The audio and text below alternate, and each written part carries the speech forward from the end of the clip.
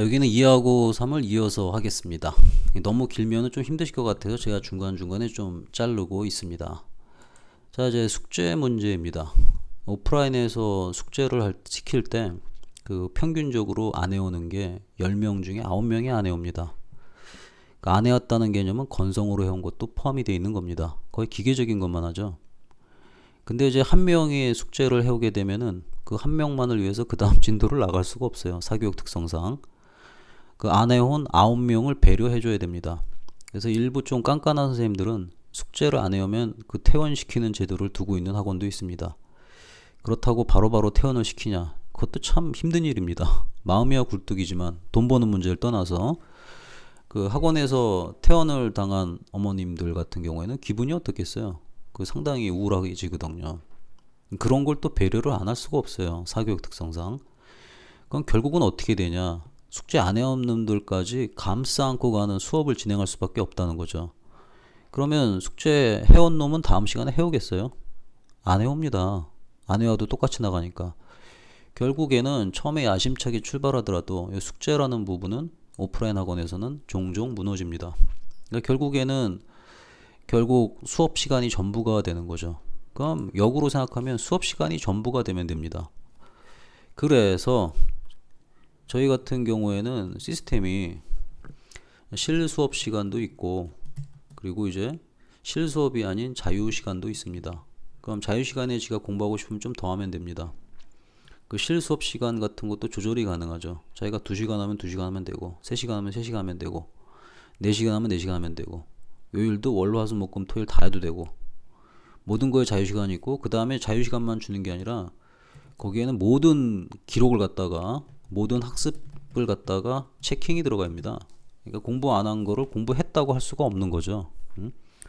또 튜 레벨 시험이나 시험 보는 제도적 장치가 있어가지고 애들이 대충 하고 넘어가는 게 불가능하게 되어 있습니다. 그 레벨 시험 같은 게 통과가 안 된 상태에서는 그 다음 과정이 절대로 안 들어가거든요. 그래서 또 레벨 시험 같은 거는 또 자꾸 떨어지면은 학생도 삐지고 어머님도 약간 삐지십니다. 그게 또 학원을 떠나는 이유가 되기도 합니다. 이게 그 사교육을 접하시는 분들은 무조건 자기 자녀가 잘나야 된다는 생각만 하시기 때문에 그런 걸 받아들이질 못해요. 애가 공부 안 해서 떨어진 걸 갖다가 공부 안 해서 떨어지면은 그 붙게끔 하는 걸 또 가르쳐야 된다라고 생각하세요.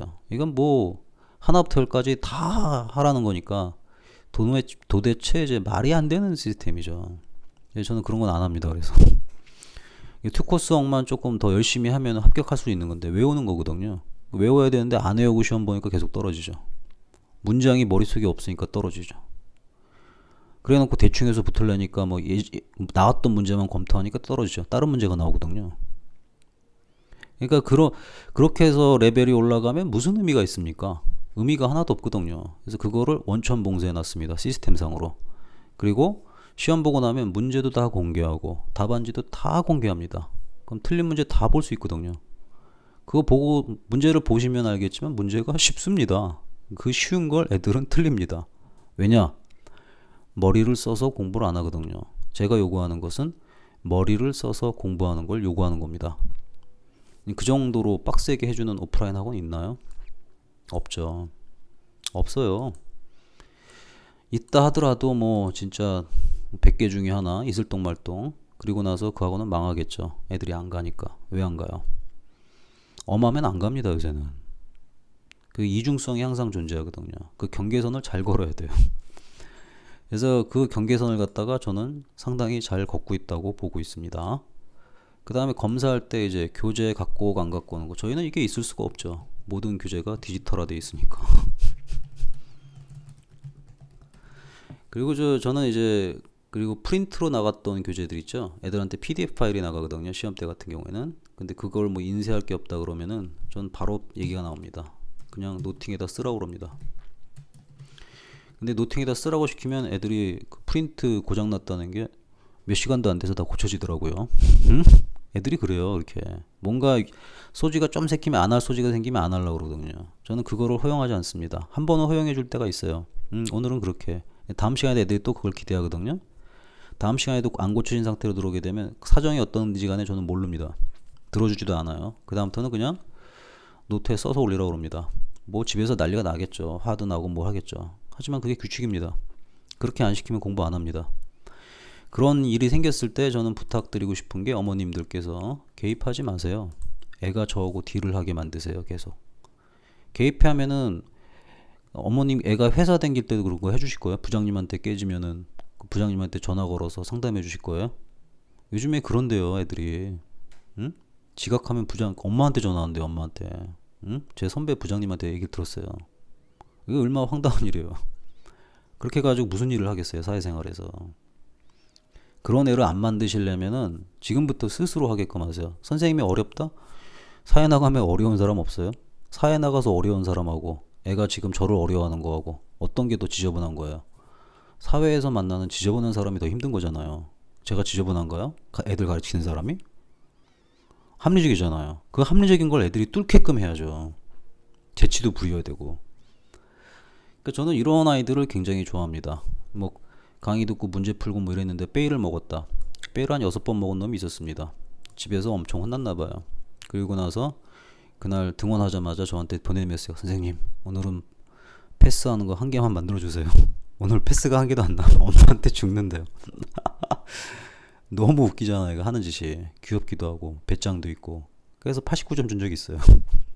합격은 아닌데 합격은 합격인데 턱걸이 합격이 89점이거든요. 그 89점 받고 바로 답장 오거든요. 선생님 정말 고맙습니다. 이런 거 애가 얼마나 그 뻔때 있고 좋아요. 그게 자신감도 넘치고. 공부를 못하는 애를 싫어하지 않아요 사람들은. 대부분의 사람들은 공부를 다 못하잖아요. 솔직히 30명 중에 한 명만 공부를 제대로 한 거지 29명 공부 제대로 한 게 아니잖아요. 그렇다고 해가지고 공부 잘하는 애 좋아하는 게 아니잖아요. 그런 인품 때문에 사람이 좋아하지 않습니까? 그런 인품들은 교육을 하면서 배울 수 있거든요 애들이. 저는 그런 걸 좀 그런 애들을 볼 때 되게 즐거워요. 아 이 자식 사회 나가면 잘 살겠구나 뭐 이런 생각 드는 거. 그런 걸 하는 게 이제 숙제하고 검사할 때 빼일라고 그럴 때 응? 애가 직접 좀 할 수 있도록 처리해 주는 게 저는 진짜 좋다고 생각하거든요. 그때마다 뭐 톡하시고 그때마다 문자 보내시고 그러면 그거 애 옆에서 붙어 살아야 되잖아요. 불편하잖아요. 저는 참고로 얘기하면 애 그렇게 안 해요. 찡찡대고 오면은 네가 알아서 처리해. 지가 소중하게 갖고 있는 물건 같은 게 있는데 그 물건이 없어져가지고 엄마한테 난리치면은 제가 끊어버려요. 누가 잊어버렸어? 그 누가 갖고 놀았어? 너지? 네가 다 찾아. 오늘 7시까지 찾아놔. 일부러 그래요 이렇게. 데드라인 안 정해주면 또 안 찾거든요. 그렇게 시키면서 애가 찡찡대면은 마음이 좋냐? 아, 당연히 안 좋죠. 왜 어떻게 좋겠어요 자기 애인데. 응? 그냥 찾아주는 게 더 편해요. 근데 그걸 안 하는 거예요 그냥. 애 습관 들까봐. 습관 들면 나중에 사회 나가서 또 그럴 거 아니에요. 저는 그 생각이 항상 머릿속에 있거든요. 사회생활 할 때 그런 놈이 되면 안 된다. 사회생활 할 때도 주변에 그런 놈들 없었어요? 있었잖아요. 지만 챙기는 놈. 그게 지 것만 챙기는 게 지만 챙기는 놈이 아니에요. 그건 지가 할 일을 안 하고 남한테 부탁하고 그런 놈 있잖아요. 그 얼마나 민폐예요. 그런 생활 습관이 이런 거 하나하나 자기가 챙길 때부터 생겨요. 숙제 안 했으면 애들이 거짓말 할 수도 있죠. 응? 거짓말 하면 물어봐요. 그래? 그렇게 되는구나. 근데 이렇게 하면은 5분밖에 안 걸렸을 것 같은데 그래도 시간이 없었니? 응? 이렇게 한번 물어봐요. 그럼 이 교육생 중에 그런 애 있어요. 아니에요 선생님 실토해요. 사실 제가 놀고 싶어가지고 그냥 안 했어요. 그럼 좀 마음에 들어요. 그렇구나. 다음부터는 더 그럴듯한 변명을 연구하도록 뭐 이런 식으로 답변하고 끝나거든요. 그럼 거기서 끝난 거예요. 근데 그 거짓말을 갖다가 보태고 보태가지고 뭐 애가 갑자기 머리가 아프다는 등 머리 아프다는 핑계 제일 많이 나와요. 응? 갑자기 또 컨디션이 안 좋다는 등 황당하죠. 컨디션 안 좋으면 학교 안 가고 회사 안 갑니까? 컨디션 안 좋아도 재밌는 영화 한다 그러면 볼걸요?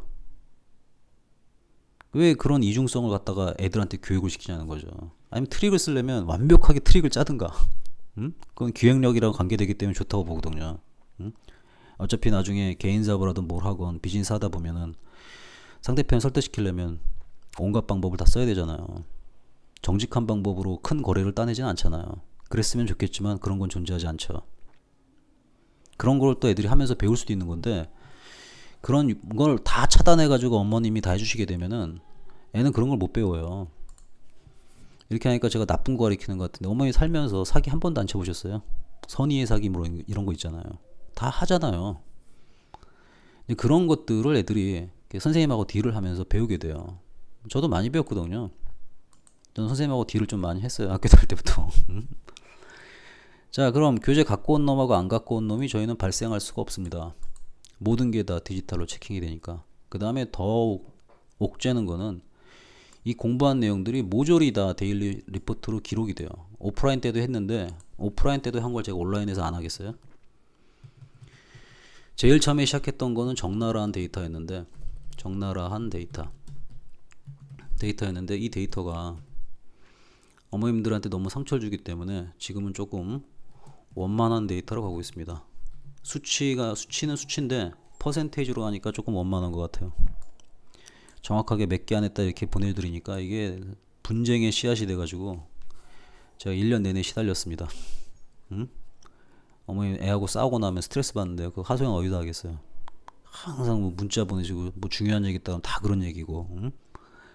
그러니까 그런 것들은 저는 어머님들께서 개인적으로 해결했으면 좋겠습니다. 저 때문에 발생된 게 아니라 아이하고 발생된 거잖아요. 그거를 갖다가 남을 이용해서 푼다는 것 자체가 남한테 엄청난 부정적인 에너지를 주는 거거든요.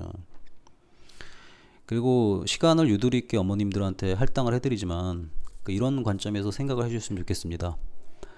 회사 퇴근한 다음에 사장님한테 연락하면 좋나요? 안 좋죠. 제가 그런 느낌이거든요.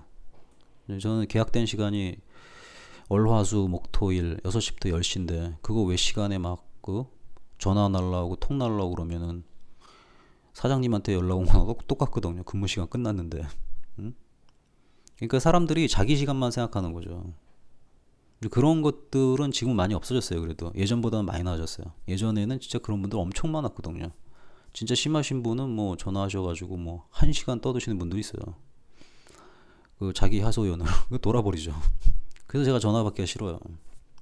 그러니까 이제 어머니들 같은 경우는 이제 전화하시는 목적들이 재연생 어머니들 말고 비재연생 어머니들 같은 경우에는 순간 필 받으셔서 전화하시는 경우가 많아요. 그 필 가지고 그냥 푸시는 거죠.